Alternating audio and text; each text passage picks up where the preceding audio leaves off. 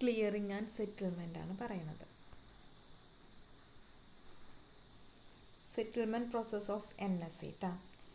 Trade details from exchange of NSECL, അതാണ് first point വന്നത്. Second point, NSECL notifies the consummated trade details to CMS or custodians who affirm back. Based on the affirmation, NSECL applies multilateral netting and determines obligations. NSECL notify ചെയ്യും trade details എന്തെങ്കിലും custodians കിട്ടിയേക്കണത്. അതിനനുസരിച്ചിട്ട് അവരെന്ത് ചെയ്യണത്, ഓരോരുത്തരും ഉത്തരവാദിത്തങ്ങൾ ഏൽപ്പിച്ചു കൊടുക്കുന്നത്. തേർഡ് സ്റ്റെപ്പ് പറയണത് download of obligation and pay in advise of funds or securities. എന്തൊക്കെയാണ് ഒബ്ലിഗേഷൻസ്? പേ ഇൻ ആണ്, ഫണ്ടാണ്, സെക്യൂരിറ്റിയാണ്, പേ ഇൻ ആണ്, അഡ്വൈസ് ആണ് എന്നുള്ളത് പറഞ്ഞു കൊടുക്കും.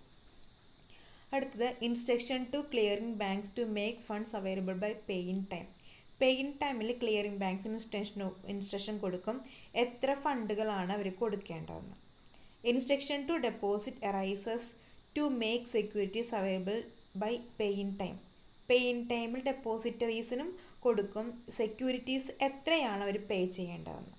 അപ്പോൾ ആദ്യം ക്ലിയറിംഗ് ബാങ്കിനാണ് ഫണ്ട് പ്രൊവൈഡ് ചെയ്യാൻ പറ്റിയിട്ടും പിന്നീടാണ് ഡെപ്പോസിറ്ററീസിന് എന്താണ് സെക്യൂരിറ്റീസ് എത്രയാണ് പ്രൊവൈഡ് ചെയ്യേണ്ടതെന്ന്.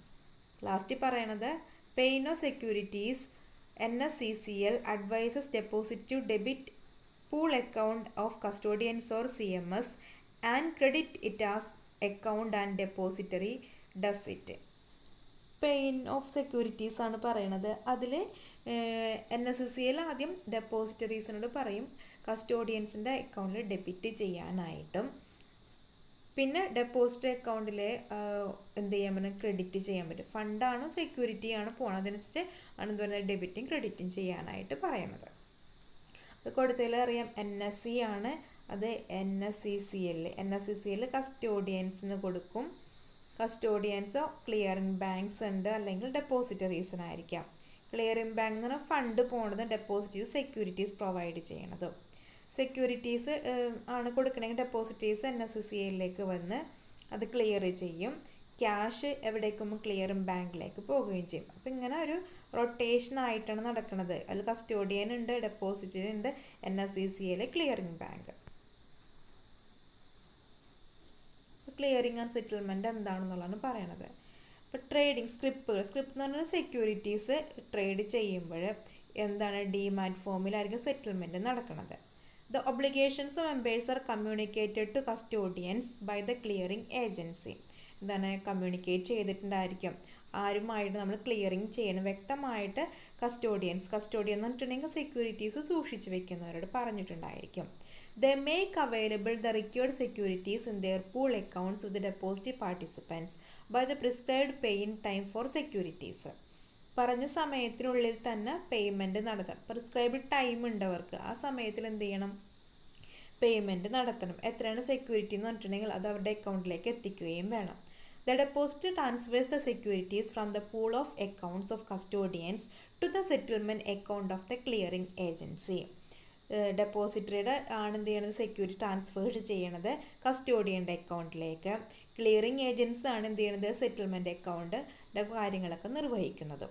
As per the schedule determined by the clearing agency, the securities are transferred on the payout day by the depository from the settlement account of the clearing agency to the pool account of members or custodians.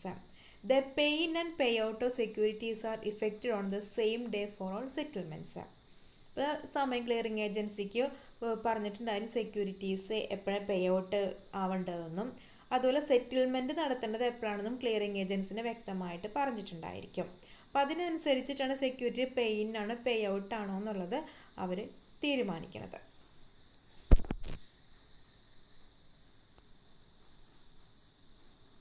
The trading members are required to maintain account with banks selected by clearing agency for electronic transfer of fund. When members are informed electronically about their pay obligations of fund, they make available required funds in their accounts with the clearing banks by the prescribed pay-in day. Trading members എന്ത് ചെയ്യണം, ഒരു account ബാങ്കുമായിട്ട് ഒരു account അവർ maintain ചെയ്യണം. അതെന്തിനു വേണ്ടിയിട്ടാണ് electronic ഫോർമാറ്റിൽ fund transfer ചെയ്യണത് clearing agency. അപ്പോൾ അത് ചെയ്യുന്നതിന് വേണ്ടിയിട്ട്. അങ്ങനെ ചെയ്തതിന് ശേഷം ഇലക്ട്രോണിക്കലായിട്ടാണ് അവരെന്ത് ചെയ്യണത്, ഫണ്ട് എപ്പോഴാണ് ട്രാൻസ്ഫർ ചെയ്യേണ്ടതെന്നും അതുപോലെ തന്നെ പ്രിസ്ക്രൈബ് ചെയ്ത അങ്ങനെ ഡേ എന്നാണെന്നുള്ളത് വ്യക്തമായിട്ട് ക്ലിയറിംഗ് ഏജൻസി അല്ലെങ്കിൽ ക്ലിയറിംഗ് ബാങ്കുകൾ ആരറിയിക്കുന്നുണ്ട്, മെമ്പേഴ്സിനെ അറിയിക്കുകയും ചെയ്യും. The clearing agency forward funds obligation filed to clearing banks within turn debit the account of members and credit the account of the clearing agency. ഇപ്പോൾ ക്ലിയറിംഗ് ഏജൻസി ഫണ്ട് ട്രാൻസ്ഫർ ചെയ്തിട്ടുണ്ടെങ്കിൽ clearing bank എന്ത് ചെയ്യും, മെമ്പേഴ്സിൻ്റെ account debit ചെയ്യുകയും ചെയ്യും, clearing ഏജൻസിൻ്റെ account credit ചെയ്യുകയും ചെയ്യും. എന്ത് fund transfer ചെയ്യുമ്പോൾ on the payout day the funds are transferred by the clearing banks from the account of clearing agency to the account of members as per members obligations. ഇനി pay out day ആകുമ്പോൾ fund എന്തെങ്കിലും transfer ചെയ്യും. Clearing bank ആണ് clearing ഏജൻസിയുടെ അക്കൗണ്ടിൽ നിന്ന് ചെയ്യണത് ഇത്തരത്തിൽ മെമ്പേഴ്സിൻ്റെ അക്കൗണ്ടിലേക്ക് ഫണ്ട് ട്രാൻസ്ഫർ ചെയ്യണത്. ഏത് ഡേ വരുമ്പോൾ പേ ഔട്ട് ഡേ വരുമ്പോൾ. In the T+2 rolling settlement, the pay-in and payout of funds as well as securities take place 2 working days after the trade date. ഇതാണ് T+2 റോളിംഗ് സെറ്റിൽമെൻ്റ് ആണ് പറയണത്. പേ-ഇൻ and pay out ആയിട്ടുണ്ടെങ്കിലും, അതായത് working days, trading day കഴിഞ്ഞിട്ട് 2 working ഡേയ്സിനുള്ളിൽ എന്താണ് നമ്മൾ settlement നടത്തണം. അതിന് T+2 rolling settlement എന്ന് പറയണത്. ട്രേഡിംഗ് ഡേറ്റ് കഴിഞ്ഞിട്ട് അഡീഷണൽ ആയിട്ട് 2 ഡേയ്സ് കൂടി അവർക്ക് extra നൽകണത്.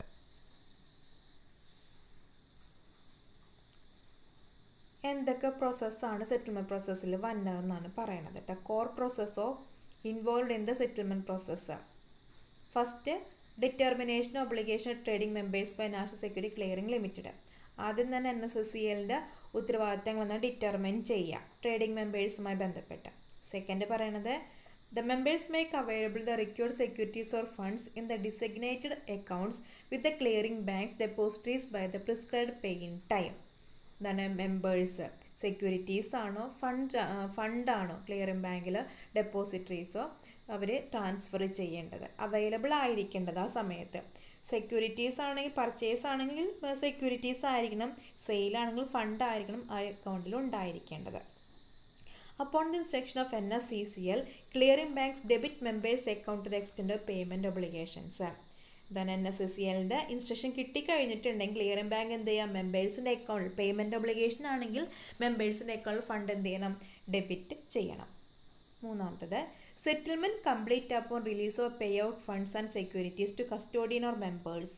For payout of funds or securities, the depositories and clearing banks debit account of NSCCL and credit settlement accounts.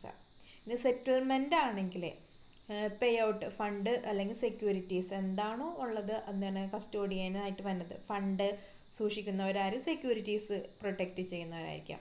അപ്പോൾ പേ ഔട്ട് ഓഫ് ഫണ്ടാണ് സെക്യൂരിറ്റീസ് ആയിട്ടുണ്ടെങ്കിലും ഡെപ്പോസിറ്ററീസും ക്ലിയറിംഗ് ബാങ്കിലുമാണ് എന്തുന്നത് ഡെബിറ്റോ ക്രെഡിറ്റോ ചെയ്യണത്. അത് ആരുടെ നിർദ്ദേശപ്രകാരമാണ്, NSCCLൻ്റെ നിർദ്ദേശപ്രകാരം തന്നെയാണ് സെറ്റിൽമെൻറ്റ് നടത്തുന്നത്. The NSCCL with the help of clearing members, custodians, clearing banks and depositories settles the trade executed on exchange. NSCCL clearing മെമ്പേഴ്സിൻ്റെയും കസ്റ്റോഡിയൻ, ക്ലിയറിംഗ് ബാങ്ക്സ്, ഡെപ്പോസിറ്ററീസ് ഇവരുടെ സഹായത്തോടു കൂടിയാണ് എന്ത് ചെയ്യണത് എക്സ്ചേഞ്ചിലെ ട്രേഡ് സെറ്റിൽ ചെയ്യുകയും ചെയ്യുന്നത്. ഇനി നമ്മളിപ്പോൾ കുറേ നേരം ഡെപ്പോസിറ്ററീസ് എന്ന് പറയണത് അല്ലേ, ഡെപ്പോസിറ്ററീസ് എന്താണെന്നാണ് പറയണത് കേട്ടോ. Depository is an intermediary established under the depositories act 1996. Depository is A person or an institution who keeps the securities on behalf of the investors. The service of the depositories helps to avoid the existence of physical securities. ഇപ്പോൾ depository എന്ന് പറഞ്ഞ ഒരു intermediary ആണ്. Depository act 1996 പ്രകാരമാണ് അവർ എന്തായിട്ട് പറയണത്, intermediary ആയിട്ട് പറയണത്. അതൊരു വ്യക്തിയോ ഒരു സ്ഥാപനമോ ആയിരിക്കാം.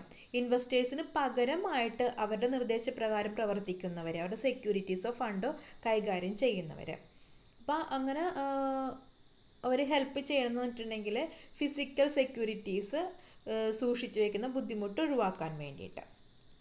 In the modern context, it is defined as an institution which transfers the ownership of securities in electronic mode on behalf of its members.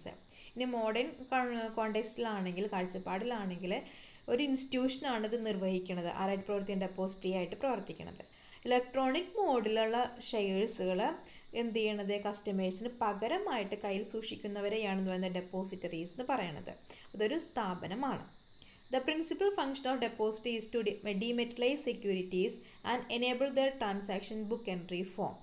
The securities are transferred by debiting the transfers account and crediting the transferees account. ഡെപ്പോസിറ്ററിയുടെ പ്രധാന ഉത്തരവാദിത്തം ഫംഗ്ഷനായിട്ട് പറയണത് securities ഡിമെറ്റീരിയലൈസ് ചെയ്യുകയും അതുപോലെ തന്നെ book entry ഫോമിലൂടെ transaction ചെയ്യാനായിട്ട് സഹായിക്കുകയും ചെയ്യാം. അതുകൂടാതെ സെക്യൂരിറ്റി ട്രാൻസ്ഫർ ചെയ്ത് കഴിഞ്ഞിട്ടുണ്ടെങ്കിൽ ട്രാൻസ്ഫർഡ് അക്കൗണ്ട് ഡെബിറ്റ് ചെയ്യുക, ട്രാൻസ്ഫർഡ് അക്കൗണ്ട് ക്രെഡിറ്റ് ചെയ്യുകയും ചെയ്യുന്ന കാരണം ഡെപ്പോസിറ്ററി പാർട്ടിസിപ്പൻറ്റ് ഡെപ്പോസിറ്ററീസ് തന്നെയാണ്.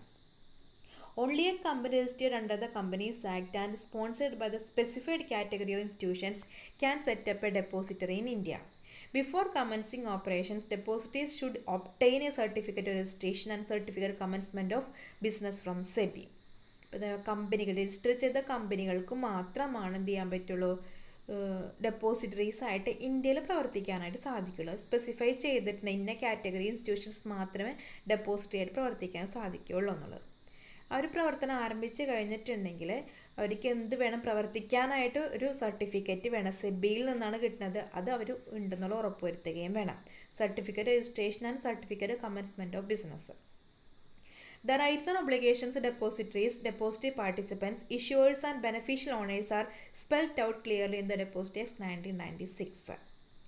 Depositories function for shorter settlement cycles and immediate transfer of title of securities. There are 4 parties involved in the depository process: customer, depository participants, depository, and share register and transfer agents. ഇപ്പോൾ deposit function എന്ന് പറഞ്ഞിട്ടുണ്ടെങ്കിൽ എന്താണ്, settlement cycle വളരെ ചെറുതാക്കുക, വളരെ വേഗത്തിൽ നടപ്പാക്കാനായിട്ട് സഹായിക്കുക എന്നുള്ളതാണ്.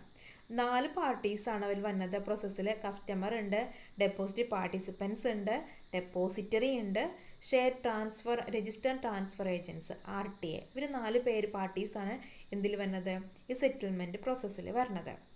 Presently there are 2 depositories working in the field. 2 depositories ആണുള്ളത്. ഒരെണ്ണം NSDL, രണ്ടാമത്തത് CDSL. NSDL എന്ന് പറഞ്ഞിട്ടുണ്ടെങ്കിൽ നാഷണൽ സെക്യൂരിറ്റി ഡെപ്പോസിറ്റ് ലിമിറ്റഡും CDSL എന്ന് പറഞ്ഞാൽ സെൻട്രൽ ഡെപ്പോസിറ്റ് സർവീസ് ലിമിറ്റഡുമാണ്. എന്നാൽ ഡെപ്പോസിറ്റ് എന്താണെന്ന് പറയാനുണ്ട്. Deposit can be compared to ബാങ്കുമായിട്ട് നമുക്ക് വേണമെങ്കിൽ കമ്പയർ ചെയ്യാം. Deposit hold securities of investors in electronic form. Electronic ഫോമിലാണ് അവർ നേടുന്ന സെക്യൂരിറ്റീസ് കൈയിൽ വെക്കുന്നത്. A system in which securities of an investor are held by depository on behalf and at the request of an investor in an electronic form. എന്താണ്, electronic ഫോമിലാണ് സൂക്ഷിക്കുന്നത്.